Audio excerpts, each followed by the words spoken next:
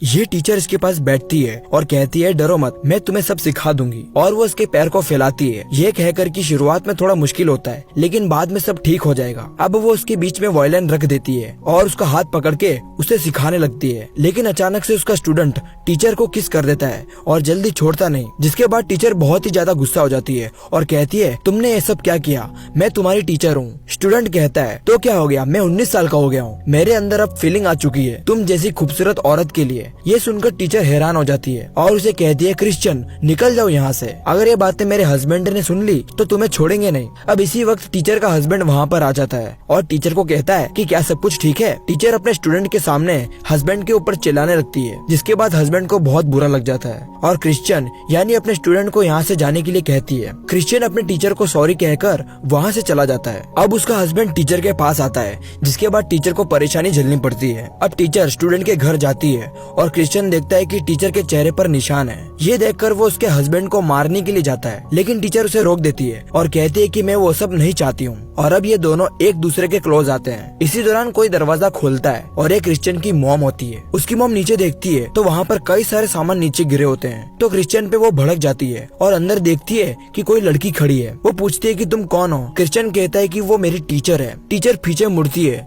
तो उसकी मॉम चौंक जाती है और क्रिश्चियन को कहती है कि तुमने मुझे पहले क्यों नहीं बताया, तुम्हारी टीचर तो मेरी कॉलेज की बेस्ट फ्रेंड है। उसकी मॉम टीचर के गले लग जाती है तो वो देखती है कि टीचर के चेहरे पर निशान है। वो इसके बारे में पूछती है, टीचर बताने से मना कर देती है और जाने लगती है। उसकी मॉम टीचर को रोक देती है और चेयर पर बिठाती है और क्रिश्चियन को जाने के लिए कहती है। क्रिश्चियन कहता है कि मैं कोई बच्चा नहीं हूँ, फिर भी उसकी मॉम उसे स्ट्रिक्टली यहाँ से जाने के लिए कहती है। टीचर क्रिश्चियन को देख रही थी। अब उसकी मॉम एलेना यानी टीचर से पूछती है कि ये सब एलियट ने किया है क्या। एलेना नहीं बताती, उसके आंख से आंसू आ रहे थे। एलेना कहती है कि मुझे यहाँ से जाना चाहिए। फ्रेंड होने की वजह से उसकी मॉम उसे अपने साथ रहने के लिए कहती है। पीछे से क्रिश्चियन आ जाता है और कहता है कि तुम मेरे रूम में सो सकती हो। क्रिश्चियन की मॉम खुश हो जाती है और अपने बेटों को कहती है जाओ जाकर टीचर को अपना रूम दिखाओ। क्रिश्चियन टीचर का हाथ पकड़कर अपना रूम दिखाने के लिए लेकर जाता है। वो दोनों रूम के अंदर आते हैं। अब क्रिश्चियन टीचर के करीब आ जाता है। टीचर उसे रुकने को कहती है लेकिन क्रिश्चियन नहीं रुकता।